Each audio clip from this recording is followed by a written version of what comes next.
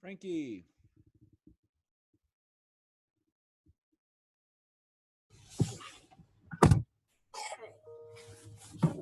You got it?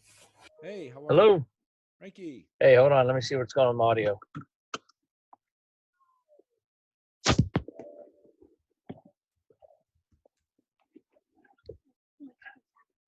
That's my 1 o'clock.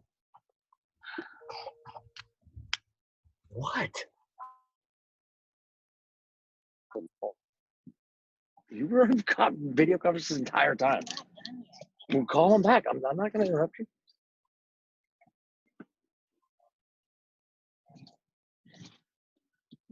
Can you hear me? Yep. You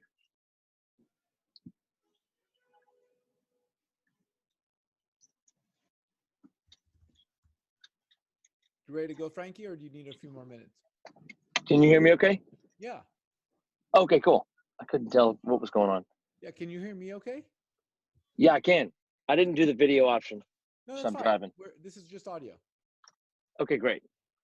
Cool. So I'm recording, and so here's what we'll do. I'm going to ask you some questions about your business. I want to learn more about let me pull up your profile.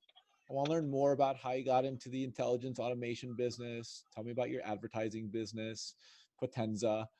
You're doing a lot of things, and I want to know how you're able to do all these things. We all have 24 hours in a day, and Right. I want to know As I'm literally picking up my kids from school while we do this interview. Okay, well, cool. For starters, it starts with AirPods so that they can watch the DVD in the background. That's great. The other part of it is, I'm really interested in growing and scaling businesses, and I want to understand more from you about what you've done and how you've done that. So, Okay, cool. Yeah, and I'll start with an intro, and I'll toss it over to you. Okay. All right. So here we go. Hey everyone, welcome to another episode of Okay, great. Ready to go? Me? Yep. Oh yeah, I'm good. Are you getting a lot of background noise? No, it's good. It's perfect. Okay, cool. Hey everyone, welcome to another episode. It's a radio interview. Hey everyone, welcome to another episode of the LA Business Podcast. Oh shoot, I gotta turn off my. Hold on, sorry. Give me just a moment. I didn't realize this was on. Save draft. Discovered. All right, now I can turn off all the things that are dinging, making noises. Do not disturb. Okay. So I got to turn off Slack, my email. I should have done this earlier. Sorry. Okay.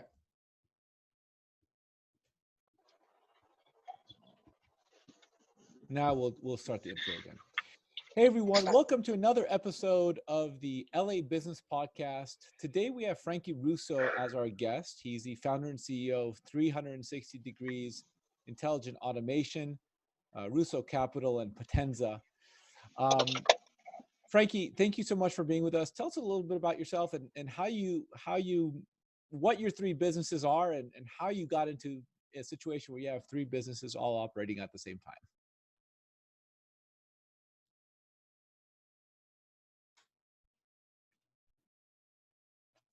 Frankie, you there? Hey, I'm thinking I may dial in because the audio is going in and out, and I'm wondering if it's because of like an internet feed. Okay, dial in. Let me dial in real quick and stay on the line. Yep. All right, cool.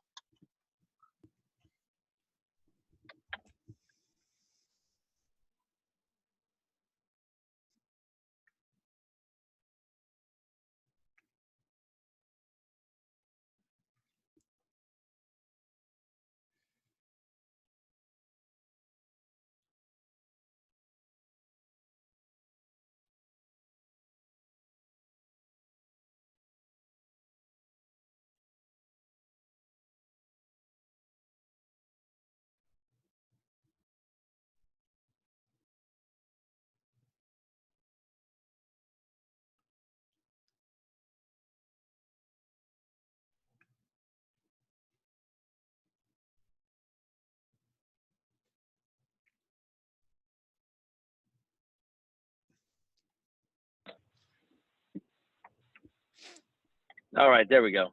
Okay, cool. So We're in. I'll start the intro again. Yeah, sorry. No, no problem, no problem. It's good. What's really good about this is we're recording this on 2 tracks, so it actually wouldn't matter either way, but just for flow, might as well. So we'll start again. Hey everyone, welcome to another episode of the LA Business Podcast. Today, our guest is Frankie Russo, CEO of 360 Intelligent Automation. He's also the founder and angel investor of Russo Capital and founder and CEO of Potenza. So, Frankie, thank you so much for being with us. Tell us a little bit about yourself and how are you able in 24 hours to manage not one, but 3 different businesses? All right, thanks a lot. It's great to be on the show. So I guess the easiest way to answer that is with a lot of help from my friends or a little help from my friends, however the song goes. There's no way to do it without having really good teams. And one of the things, just so you know, is that makes it easier is that one of the companies, Russo Capital, owns the other 2 companies. So they kind of have synergies already. And so that makes that a little bit easier. But a lot of it has been, over a decade of really getting the right types of processes, not only in the business, but also for myself personally. A big thing for me is that I make sure that I have a certain amount of bandwidth that I always leave open because, the hardest thing about running businesses is the things that you can't anticipate, right? Or some sort of crisis or something you just can't predict. And so one thing I've learned over the years, because at the end of the day, you want to enjoy your life. And so you've got this whole work-life balance thing that you're trying to work through. And part of that is really giving yourself enough bandwidth to handle situations each day that you don't know are going to come. So I try not to be always booked, if that's a way to put it. And what I mean by that is making sure that it's never. I used to book myself wall to wall with meetings, and it was always this really frustrating thing. And I always felt like I was, 1 step forward, 2 steps back. And a big thing for me personally was getting into a place where I left enough bandwidth for myself to maneuver things that I couldn't anticipate.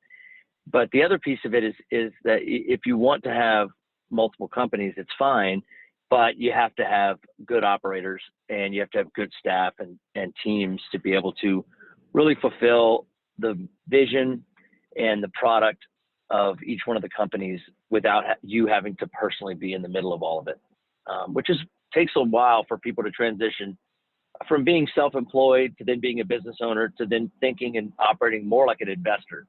And today, that's how I try and focus. That's really why I created Russo Capital, so that I could try and look at all of my businesses as an investor and as a board member. Yep. So let me ask you a question. I'm looking at your LinkedIn profile. I also see you published a book, The Art of Why. You're a partner in Artist Tone Records. You are a co-founder and partner of 24/7 Out of Home and Voodoo Growers. So let me ask you a question here.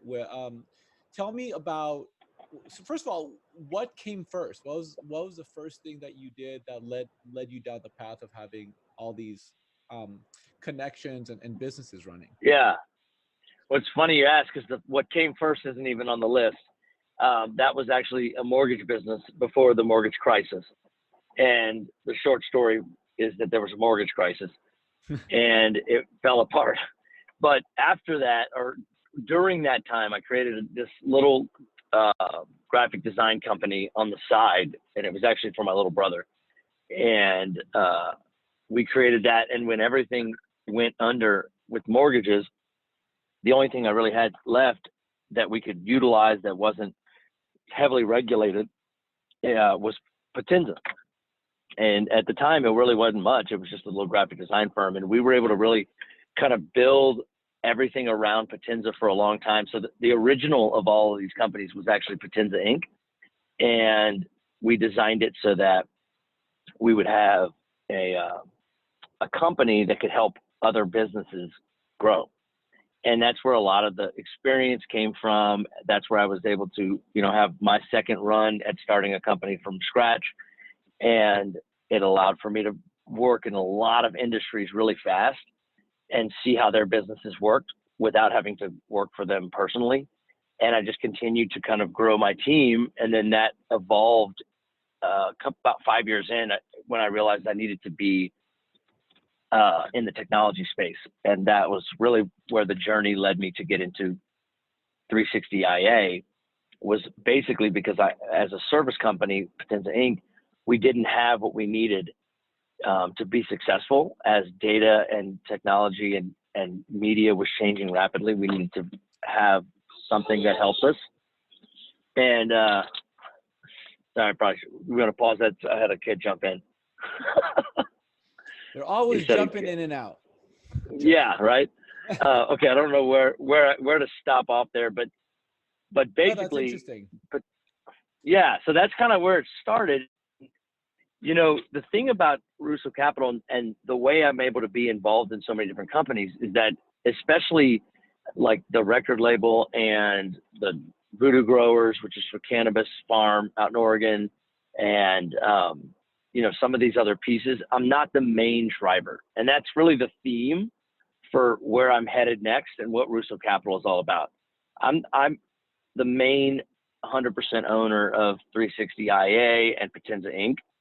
But these other companies, I'm a minority shareholder, and that's more the model that I am moving towards, where I am a minority investor in 25 to 30 companies at any given time. They're all at different levels, and some are exiting, and some are starting up, and some are in the middle.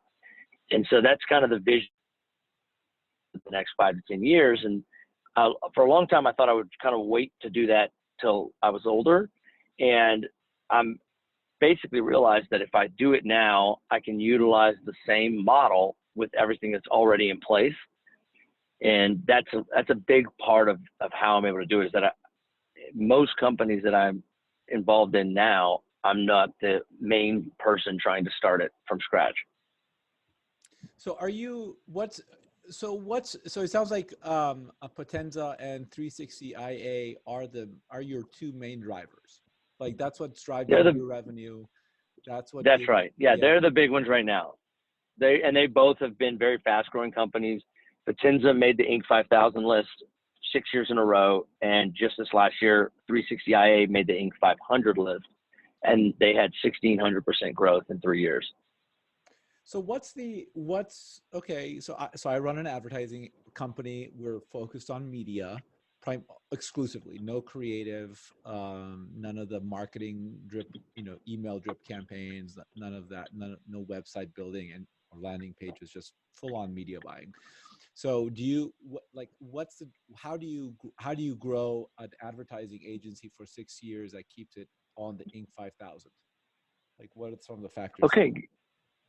Yeah. So some of the main factors for getting an agency to grow that fast is really being open to change and being open to adding new tactics and new services as the industry has been changing. I mean, you guys have been in this for a hot minute, so you know that there's a lot of pieces. Hold on real quick.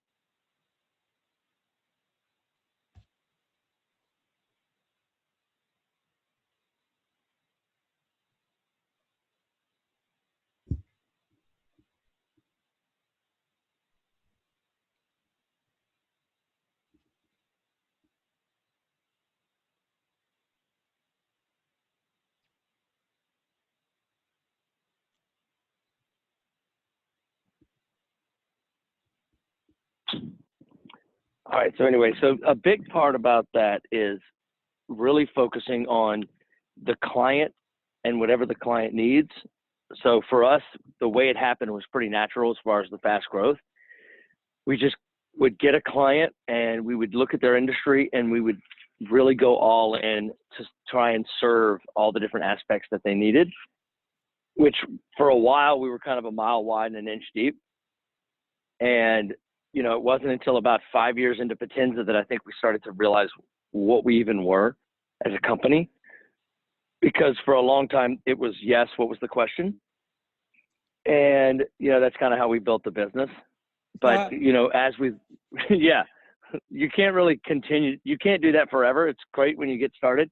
But if I was still yes, what was the question? With some of these companies, we'd be in a bad spot. And from time to time, I tend to be that way, and it drives my teams nuts. So I try not to get too involved in any kind of like yes or no questions anymore, because try not to exasperate everybody. Right. So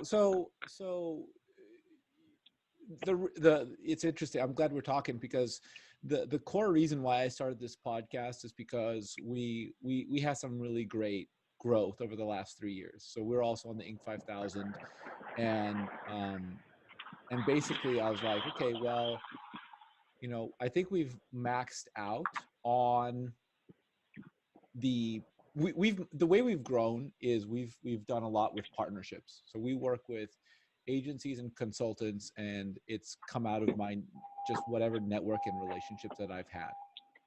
So my question Right. to you is, like, now I'm trying to find the predictable and repeatable model that I can use to grow my business with those same agencies and partners and consultants in a way that it goes outside of my network. And that's like, how, basically my question is, how did you do that? Like, or did you Okay, rely great. exclusively on your network? That's a great question.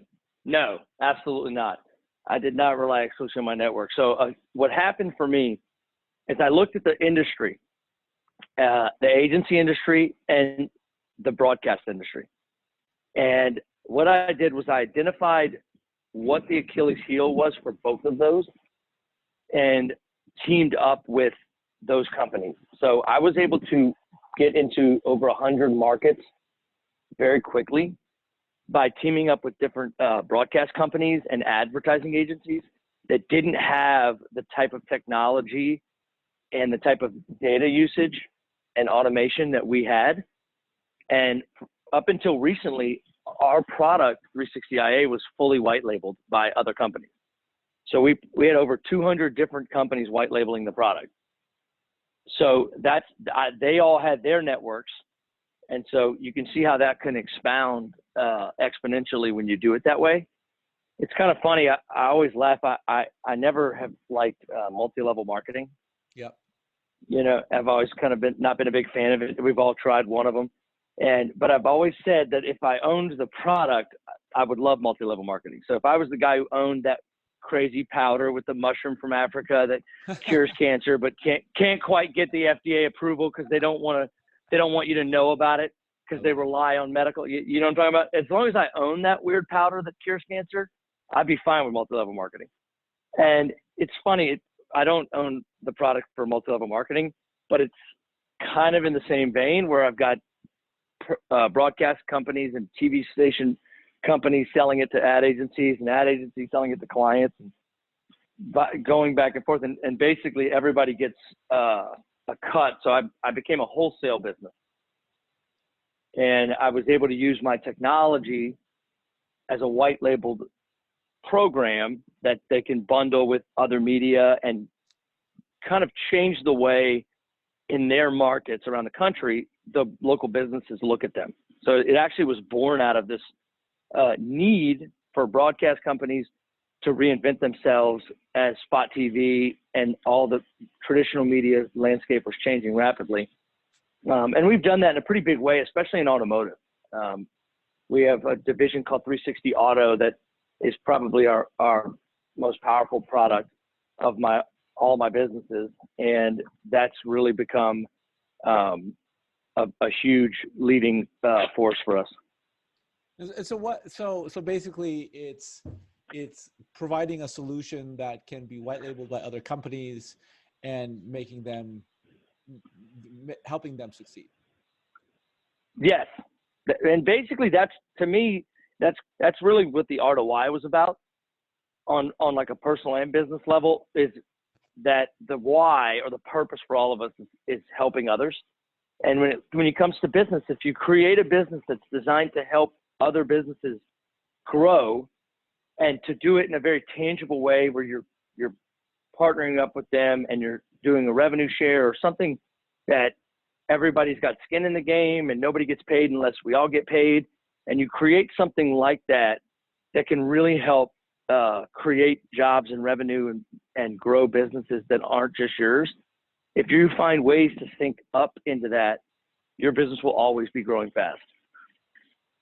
That's interesting. Yeah, I mean, that's interesting. That we don't have any technology, but we do have. I mean, that's how our business is set up, where we power ad agencies' digital ad buying capabilities. So if you're familiar with programmatic advertising, and I'm looking at your site, it looks like you have you're in that space in terms of the solutions you provide. Sure.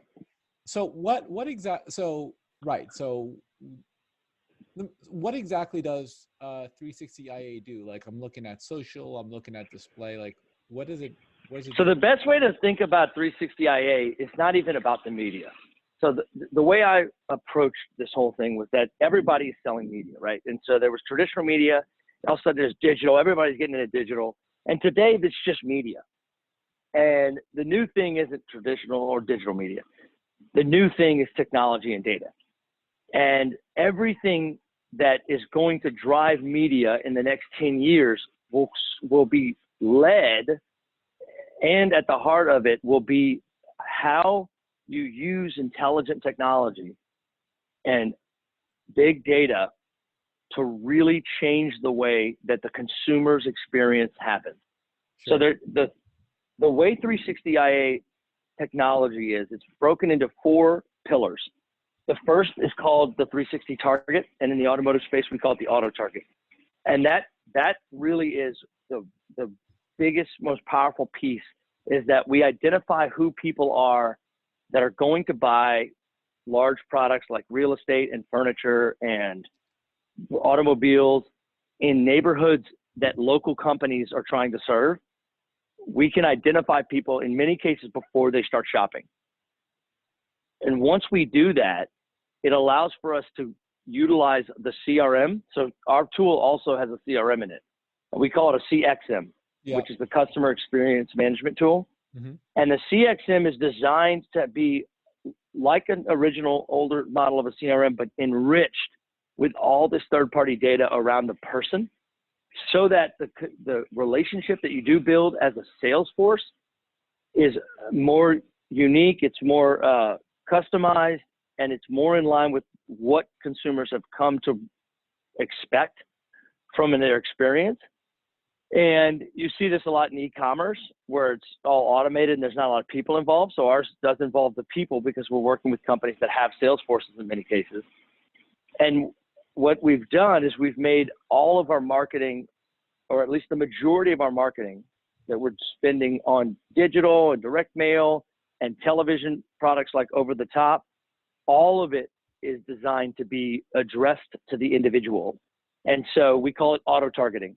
And that's why people, companies have started to really buy into our program, is that at the end of the day, yes, we are a media company, and yes, we sell media, but the media is almost secondary to the program and the approach, because for the first time, all the money that these local businesses are spending on DSPs like yourself, and display and video and search and social and email and direct mail and over-the-top television, there's 7 main tactics now that for the first time, those people that are being advertised to, which is traditionally anonymous, who they are, right? You know what types of people they are. You know how many clicks and impressions you got and click-through rates. And sometimes you know if they called or emailed after they saw the ad or clicked on the ad.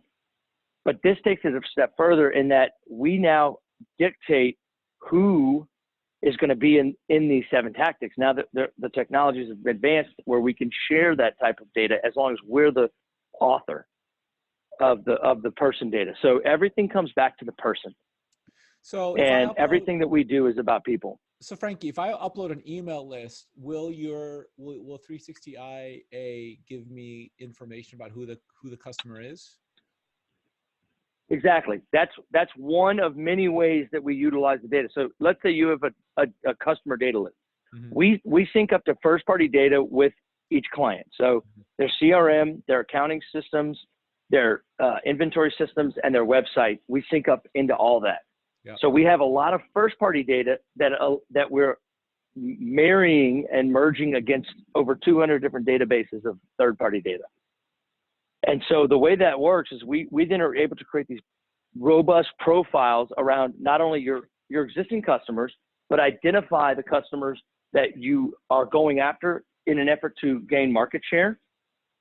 And Robert, you're going to have to forgive me. I'm just realizing I have a hard stop at 1:30. Okay. So we may have to reschedule to finish this. Is that going to be okay? Yeah, it's no problem. But I like where the conversation's going. I definitely, I want to finish it. I just have to, I ran a little late on time today. Okay.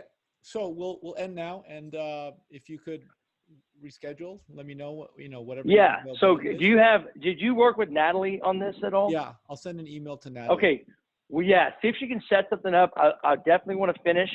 I'm glad we got to get it started. I'm assuming we can use some of the content we have. We'll just kind of put like a little extra 10 minutes